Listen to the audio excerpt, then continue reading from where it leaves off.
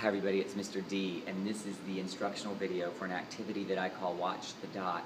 It's a part of my lesson called Keep Your Eyes on Me, available on Teacher Pay Teachers. Of the 4 activities in this lesson activity set that I'm offering, this one is my favorite, and the reason is because it drives home the point better than any other of the activities, I think.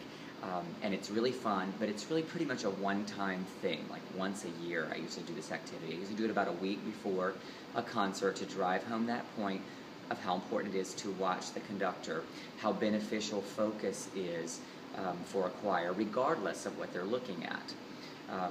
So here's how I usually do it. I usually put a dot on the board in the front of the room, a bright color, red or green. I pick a very well-established song, a song that they could sing in their sleep.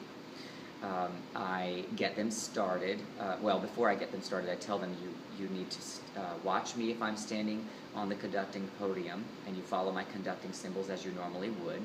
When I walk off the podium, everybody in the room has to stare at the dot, and your focus must stay on the dot no matter what happens in the room. And then I go and give them the key. I start them in the song. I usually have them do it a cappella, but if it's a really young group, you may want to use a track or something if you have it. Whatever you think is going to work and make them successful, that's the key. So then I start the song. We do as we normally would do.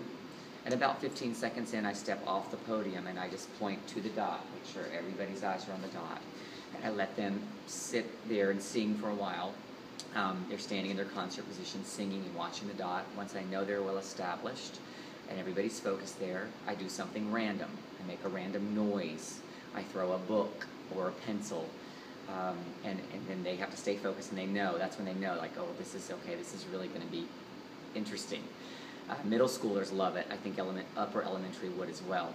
And then if they're doing well, then I make bigger noises. I go back and grab a music stand and whack the music stand really loud in the back of the room. I'll go to the shelves behind me and I'll bang on them across the room. I will do a cartwheel. I'm a former gymnast. Just let your creativity fly so that you can be super creative. I go hit the piano and I just bang on it, just random, like a child who's 4 years old does.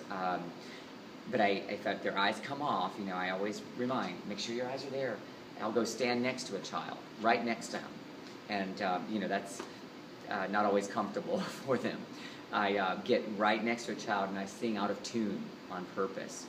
They'll laugh and they'll snicker, but the best part is that when it's over, and the song is finished, you get to drive home the point of how they were successful even though you were not conducting. And why? Why do you think you were successful? And they always say because we were focused on doing the same activity in the same way. That's what it comes down to. And then you can drive home the point of, imagine if you all watch me that well when I'm conducting you, and you know my symbols, and we all work together. That's what will make us a great choir, and you get to drive home that point. And you can remind them of this activity throughout the year when someone walks in the door and you're conducting, or when there's an announcement that comes on the intercom and you're conducting and they're supposed to be watching you. You can always go back to that activity. Love it. And the more outrageous you get, the better. They're going to love it.